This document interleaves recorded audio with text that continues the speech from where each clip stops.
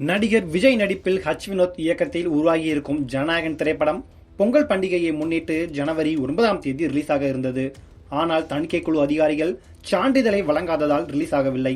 இதனையடுத்து பட தயாரிப்பு நிறுவனம் நீதிமன்றத்துக்கு சென்றது. இந்நிலையில் இந்த வழக்கில் சென்னை உயர்நீதிமன்றம் இன்று தீர்ப்பு வழங்கியிருக்கிறது. நடிகர் விஜய் அரசியல் கட்சி ஆரம்பித்தவுடன் இனி அவர் நடிக்கும் படங்களுக்கு கண்டிப்பாக பிரச்சனைகள் வரும் என பலராலும் பேசப்பட்டது. ஆனால் அரசியல் பிரவேசத்துக்கு முன்பு அவர் நடித்த தலைவா, காவலன் படங்களுக்கும் பிரச்சனை வந்தபோது எப்படி அதை சமாளித்து கடந்து சென்றோமோ அப்படித்தான் இனியும் பிரச்சனை வந்தால் சமாளிப்போம் என விஜய் ரசிகர்கள் கூறினார்கள். ஆனால் ஜனநாயகன் படத்துக்கு வந்திருக்கும் சிக்கல் மிகப்பெரிய அளவில் இருக்கிறது. அதாவது ஜனவரி 9ஆம் தேதி ரிலீஸ்க்கு பிளான் செய்துவிட்டு படத்தை தணிக்கை குழுவுக்கு அனுப்பியது தயாரிப்பு தரப்பு. கடந்த டிசம்பர் மாதம் படத்தை பார்த்த அவர்கள் சில மாற்றங்களை சொல்லியிருக்கிறார்கள். படக்குழுவும் அதை செய்துவிட்டு மீண்டும் சென்சாருக்கு அனுப்பியது.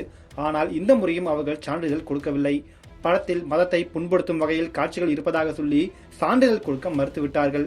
இதனால் அதிர்ச்சியடைந்த பட தயாரிப்பு நிறுவனம் சென்னை உயர்நீதிமன்றத்தில் வழக்கு தொடர்ந்தது. இதனை முதலில் விசாரித்த தனி நீதிபதி ஆஷா படத்துக்கு சென்சார் சான்றிதழ் வழங்க வேண்டும் என்று உடனடியாக உத்தரவிட்டார். ஆனால் மறு ஆய்வுக்கு அனுப்ப தணிக்கை வாரியம் பிறப்பித்த உத்தரவையும் ரத்து செய்வதாக உத்தரவிட்டார். இதன் காரணமாக விஜய் ரசிகர்களும் படக்குழுவும் மகிழ்ச்சி அடைந்தனர். ஆனால் உடனடியாக அந்த உத்தரவுக்கு எதிராக மேல்முறையீடு செய்தது மத்திய தணிக்கை குழு. அதனை விசாரித்த சென்னை உயர்நீதிமன்ற தலைமை நீதிபதி அமர்வு தனி நீதிபதி அளித்த உத்தரவை ரத்து செய்தார். இதனால் அதிர்ச்சியடைந்த படக்குழு உச்சநீதிமன்றத்துக்கு சென்றது. ஆனால் இந்த வழக்கை விசாரிக்க விரும்பவில்லை. நீங்கள் உயர்நீதிமன்றத்திலேயே இதனை பார்த்துக் கொள்ளுங்கள் என சொல்லி சுப்ரீம் கோர்ட் அதிரடி காண்பித்தது. அதனையடுத்து மீண்டும் இவ்வழக்கு சென்னை உயர்நீதிமன்றத்துக்கே வந்தது. சில நாட்களுக்கு முன்பு இவ்வழக்கை விசாரித்த நீதிமன்றம் தீர்ப்பு 27ஆம் தேதி வழங்கப்படும் என தெரிவித்திருந்தது. அதன்படி இன்று இவ்வழக்கில் இறுதி தீர்ப்பு வந்திருக்கிறது. நீதிபதிகள் வழங்கியிருக்கும் தீர்ப்பில் வெளிநாட்டு சக்திகள் இந்தியாவில் மத பிரச்சனையை ஏற்படுத்தும் காட்சிகளும் வசனங்களும் படத்தில் இருக்கின்றன.